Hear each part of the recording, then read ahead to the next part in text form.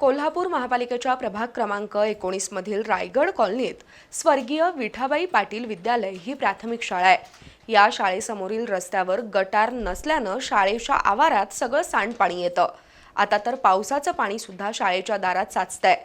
गेली 2 वर्ष ही समस्या कायम आहे, पण त्याकडे शाळा प्रशासन आणि स्थानिक नगरसेवकांचं दुर्लक्ष आहे। कोणत्याही शाळेत प्रसन्न आणि स्वच्छ वातावरण असावं अशी अपेक्षा असते, पण रायगड कॉलनीतील स्वर्गीय विठाबाई पाटील विद्यालय ही प्राथमिक शाळा या अपेक्षेपासून दूर आहे।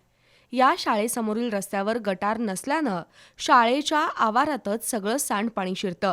शिवाय सध्या पावसाचं पाणी मोठ्या प्रमाणावर साचत असल्यानं विद्यार्थ्यांना चिखल तुडवतच शाळेत जावं लागतंय।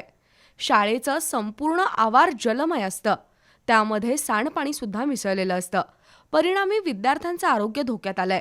या परिसरातील सामाजिक कार्यकर्ते तानाजी जाधव यांनी शाळा प्रशासन आणि स्थानिक नगरसेवकांचं या समस्येकडे लक्ष वेधण्याचा प्रयत्न केलाय, मात्र यंत्रणेनं या समस्येची दखल घेतलेली नाही।